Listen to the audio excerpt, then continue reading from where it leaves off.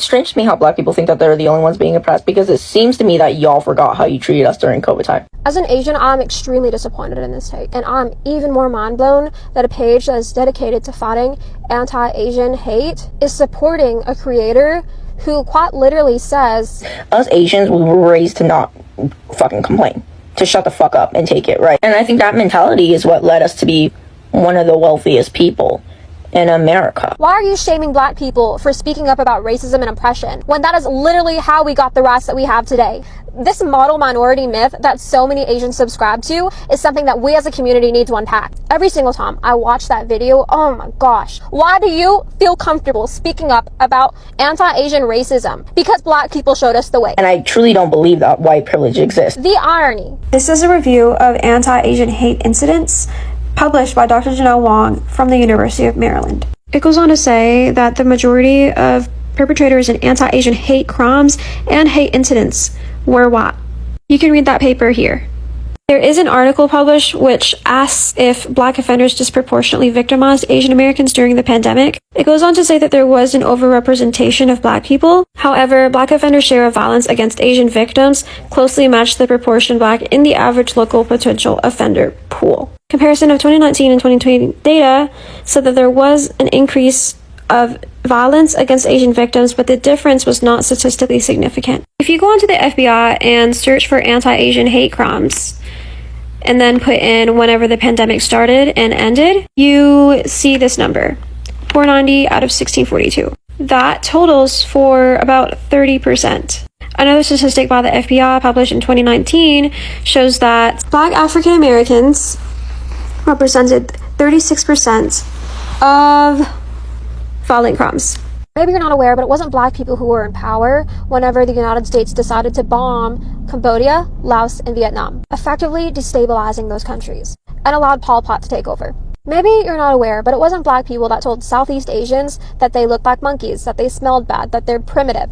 In fact, a lot of them showed us the ropes despite not knowing a lick of English. That isn't to say that black people haven't committed anti-Asian hate crimes, but I'm just not a fan of the idea that black people complain too much or that they were responsible for most of anti-Asian hate crimes in the pandemic. As a community, we really need to step up because this is embarrassing. I do like dating white guys though. I know it's like such a cliche, like Asian girls dating white guys, but like, let me tell you, I do think like Asian girls like dating white guys, but it's not because white guys are better looking, right? Because Asian girls, we've also seen black guys.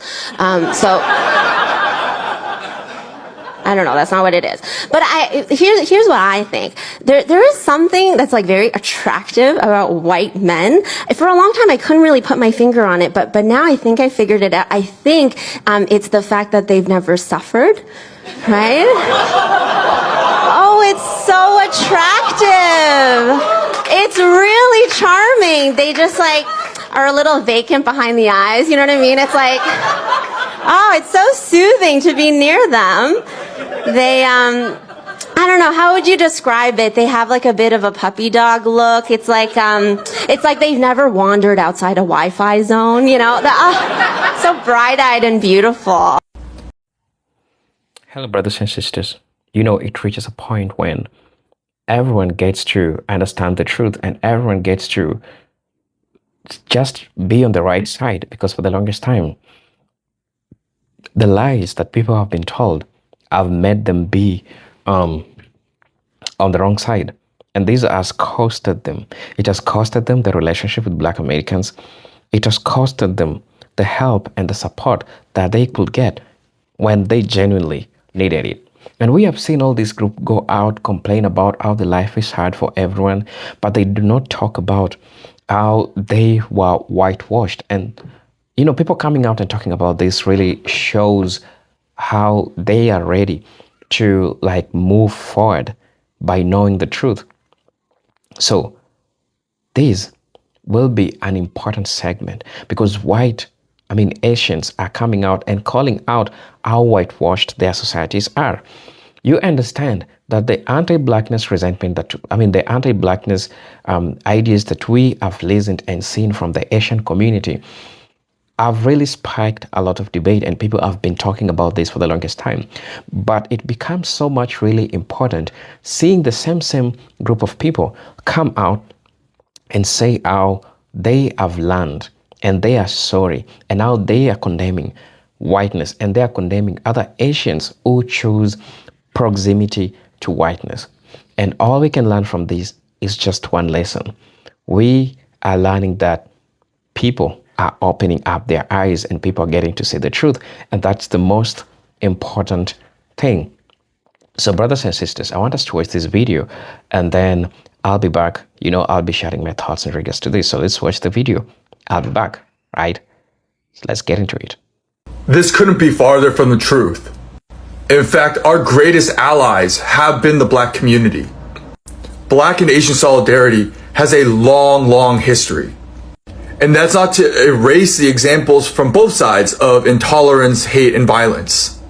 But at our best, we've long fought alongside each other, such as Frederick Douglass advocating for Chinese and Japanese immigration in 1869. Or when Henry Turner and I.D.B. Wells spoke out on behalf of Filipino freedom fighters. Malcolm X, Muhammad Ali, Martin Luther King, and many Black protesters condemning the violence and war in Vietnam. Japanese Americans fighting alongside the Black community to repeal the Emergency Detention Act. The powerful relationship between Yuri Kochiyama and Malcolm X. Grace Lee Boggs and her husband James Boggs. Jesse Jackson, the NAACP for Vincent Chin.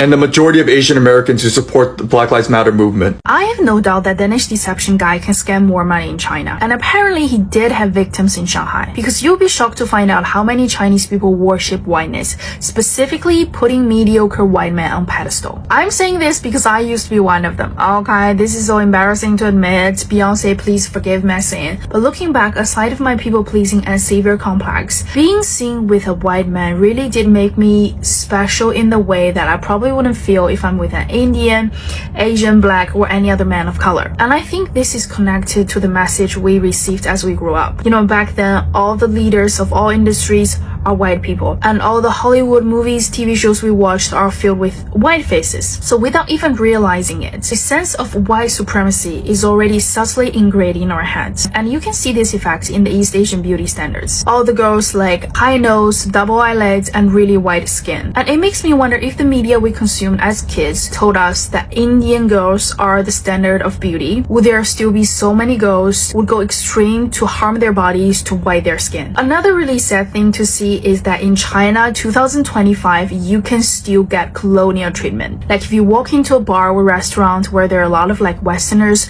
you will notice how better they treat white people than they treat Chinese people. In Chinese we call this type of people 香蕉人, banana people. You're yellow on the outside but you're white inside. Mentally, spiritually, you so want to be white. But as they say, you live and you learn. I really hope more Chinese people and other Asian people, let's stop putting mediocre white men on pedestal. So why is whiteness so often an ideal of beauty in Asian society?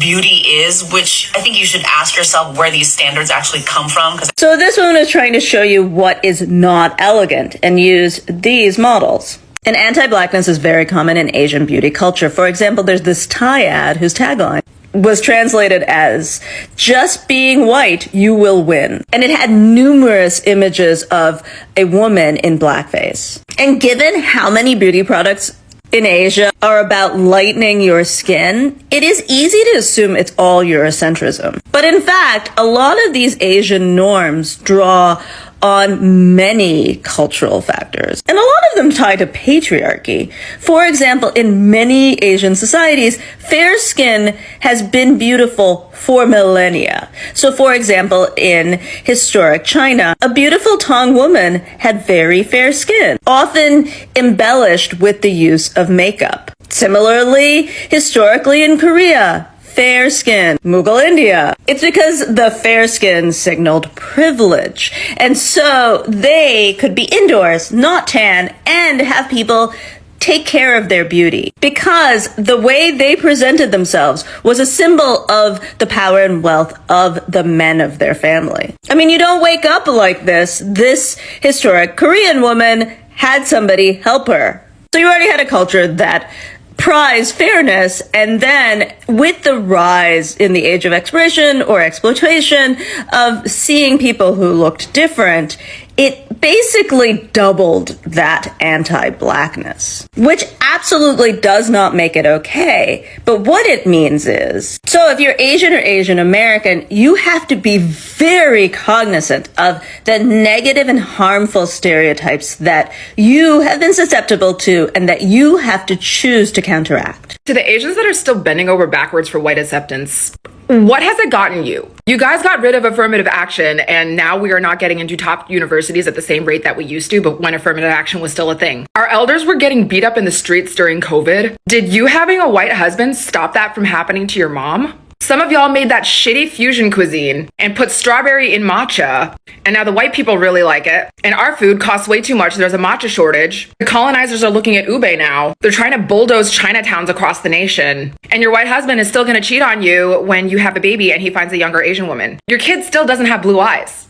Your kid still has brown hair. What has it gotten you? What has this house servant mentality gotten you, gotten your family, gotten your community? I get that you feel better than other Asian women. I get that you feel like you're prettier, smarter, more accepted than Asian women like me who don't choose to do those things. But you're not even getting paid for waiting around in H Mart waiting to help a white person find Asian groceries. Please move out of the way. I'm trying to get my chicken feet here. Oh yeah. And what has voting for Trump personally done for you?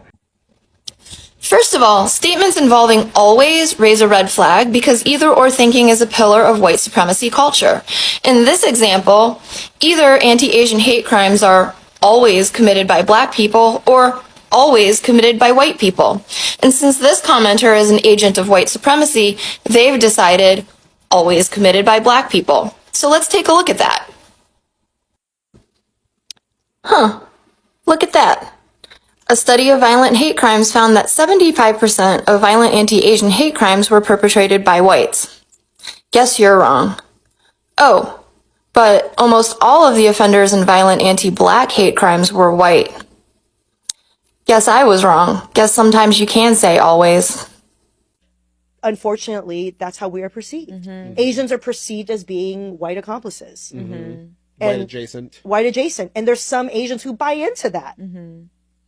I also think of Do the Right Thing, the Korean store owners. Yes. And as the city is burning down in Brooklyn, he's like holding the broom and he's like, I'm black. Oh, I'm black. Dear Asians, I want to talk to you.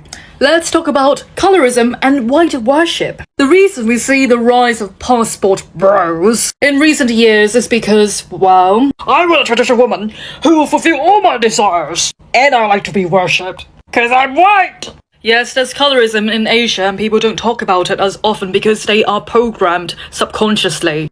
That white means higher class, high status, because in the past, well, Asians, the royalties, they stay out of the sun while the peasants work in the fields. So yes, white is seen as a status. A trophy. And if you have dark skin, I have bad news for you. Because freaking colorism exists and it has to end. Due to colonialism, plus that historical cultural aspect of Asian, stay of the sun, and economical disparity, they are taking advantage of colorism, vulnerable women who are, suffering from poverty, wanting a way out and wanting to snatch a white trophy husband.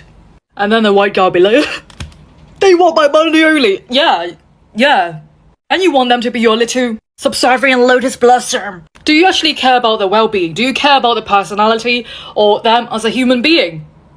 Shrek's on demand. Look at me. I'm the last samurai, white edition. Who created the racial hierarchy and why are Asians still believing in this shit?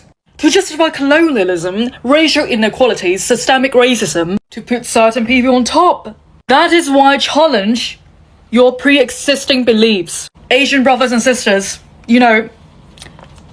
love yourself. Love your tan skin. I love humanity. And that is why I speak out. There is no superiority based on race categories. And it was invented by eugenic white supremacists. So why are you still buying into that? I love you Asian and brothers and sisters, and this programmed self-hate needs to end. You don't need to be white to be beautiful. We are all just wheats in different colours. And we are humanity. But they want to divide us. Divide and conquer, that's their tactics. And I see through it, and now I'm like, and oppression. And subconscious beliefs, because oppression happens when people believe in it. It becomes their reality. and the shit. Stop worshipping white skin. White people are just human beings like us. Are you going to really buy into Nazis' racial theories? Please. And you are enough and lovable by being. Love your skin. I had another thought about this comment, and I want to try a different approach. Numerous black women have set a very clear boundary and are letting white women know now that if they plan on mobilizing and engaging in some type of protest action like in 2016, black women won't be there this time. Now, we have repeatedly seen the stark contrast between police violence towards black protesters and police permissiveness towards white protesters. We've heard Trump say he is willing to mobilize the military against protesters, but we also know that he is far less likely to order any violent suppression of white women than he is of black women, especially on a day where the world will be watching. So knowing how much riskier it is for black women to protest than it is for you to protest, my question for you is, why do you even want black women there with you? If you have truly stood with black women, knowing that the risk of danger for them is much higher than it is for you, why would you not want for them to prioritize their safety? And the only reasons that I can think of are that in the absence of the presence and approval of black women, you do not have confidence or belief in the validity and identity of your own community, or you want black women to be there with you because you want them to be on the front line of danger. Or maybe it's because if a bunch of white women show up to Trump's inauguration, even if they're wearing the pink P-word hats, from a faraway aerial shot, he will simply claim that you are part of his crowd of supporters. He might even have a photographer darken the pink hats so that they appear red. Because this isn't about how you can dress or how you can perform to be distinguished as one of the good ones. This is about the collective action of white women. And maybe you didn't think about it that way when you made this comment, but I strongly urge you to take some time to think about it that way. Now, as for the immediate task at hand, it is very simple. Black women have set a clear boundary that we have to respect, and black women have told us no.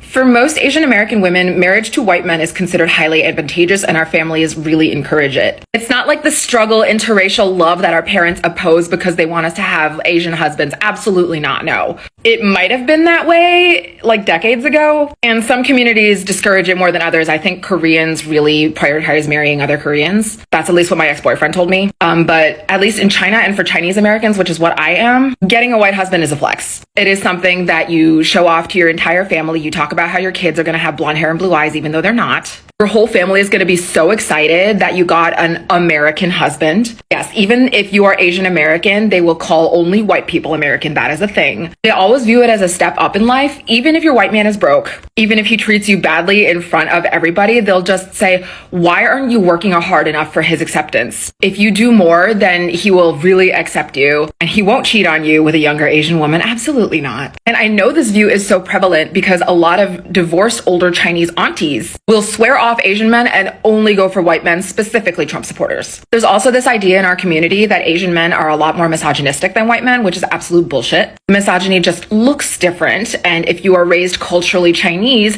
you will not be as attuned to the way that misogyny shows up in Western society and how it will show up in your marriage to a white man. So TLDR, we are highly encouraged to do this, and we will be praised by our families for the rest of our lives for marrying a white guy. I'm gonna say something that y'all aren't gonna like, but there is an expectation that Asian people will pander to white people. It's rooted in xenophobia and the model minority myth. And I'll even take it a step further. The Asian people who are making videos like, oh my gosh, this discourse is so stupid, like, do we not have anything better to talk about, blah, blah, blah. Y'all are also pandering to white people and you don't even realize it. Because let's be so honest here, if the original creator was not a Asian woman talking about an Asian grocery store, but a black person talking about a black beauty supply store or a black owned business, it would have not gotten the same amount of outrage it did. Now, before I get the comments, oh, why do you have to bring black people into this, whatever, I want to have like an actual nuanced discussion on critical race theory, like when it comes to this topic. And it's also because a lot of the white people that were so outraged by this discourse wouldn't have said shit if this was about a black creator, and I'm going to tell you why. If we look back at history, a lot of black American culture was born essentially because white people stripped black people of their ethnic culture, heritage, and roots. As a lot of us know, a lot of black Americans don't even know where their African ancestors are exactly from because their history was erased and destroyed through slavery. And a lot of black American culture was created in spite of white people and their perpetuation of racism. So a lot of black Americans created products that were made for them based on their features. And they also cultivated their own culture within the context of the United States and kept it alive despite systemic racism that they constantly faced. So if black people see a white person come into their space that was created in spite of them, obviously there are going to be side eyes, but the reason why there are side eyes is much more obvious. So if a black creator created a similar video to what Madeline did, the white person saying, oh my gosh, this is racist, this is prejudice, I don't know who Madeline is, but we're going to roll with this, would look much more blatantly racist. And the discrepancy lies in that Asian people came to this country voluntarily. So white people subconsciously hold this like entitled energy against Asian people. It's sort of this sentiment of like, wow, we let you come into our country and now you're going to gatekeep things. So, elder brothers and sisters, the idea that some Asian Americans are, actively defending black communities while condemning whitewashed tendencies within their own groups, these shows an evolving political and moral realignment rather than a sudden rupture. Now, this concept refers to growing cohort of Asian Americans who reject assimilation strategies built on proximity to whiteness and anti-black distancing. Instead, they are choosing to interrogate our racial hierarchies in the United States are built and incentivized violence and silence, which complicitly or even participate in anti-Blackness narratives and are opting to stand publicly for historical truth and ethical accountability. Now, brothers and sisters, historically, Asian Americans' positioning in the US racial politics has been shaped by exclusion and conditional inclusion. While Asian immigrants faced severe discrimination, such as the Chinese Exclusion Act and Japanese internment post-1965 immigration reforms, which framed Asian Americans through the model minority myth. Scholars argue that these myths functioned as a racial wage. And how did it function as a racial wage? Because it celebrated Asian success in ways that implicitly blamed Black Americans for structural inequality, while obscuring state investment, selective immigration, and Cold War politics. So, condemning a whitewashed behavior in this sense means rejecting narratives that gain safety or status by reinforcing anti-Black comparisons. So, in the same time, defending Black Americans emerges from a deeper engagement with shared histories of racialized and state violence. Understand that Asian American scholars and activists increasingly draw parallels between Black struggles against policing, surveillance, and economic exclusion, and Asian experiences with criminalization, xenophobia, and wartime incarceration. These comparative frameworks highlight how white supremacy adapts by targeting different groups differently while maintaining Black subjugation as its structural anchor. Standing with Black communities is thus framed not as charity, but as principled alignment against a system that arms all marginalized groups in interconnected ways. So, the critique of whitewashed Asian Americans is also an internal cultural reckoning, because it addresses how colonial education, Western media, and class aspiration have encouraged colorism, anti-Blackness stereotypes, and cultural quietism within some Asian diasporic communities. Cultural theorists note that assimilation often requires adopting dominant values, including racial hierarchies. Condemnation here does not imply ethnic hatred. Rather, it reflects a refusal to equate survival with moral compromise and demand for political maturity within the community. So, this shift is further shaped by generational change. Younger Asian Americans, particularly those educated in ethnic studies and social justice traditions, are more likely to view identity as political rather than merely cultural. So, they are less invested in respectability politics and more attuned to how silence sustains injustice. So by defending Black Americans in moment of backlash or misinformation, they assert that truth telling is more important than social comfort or proximity to power. So there is also a strategic dimension to this stance. As racial scapegoating intensifies during economic and political instability, Asian Americans increasingly recognize the fragility of conditional acceptance.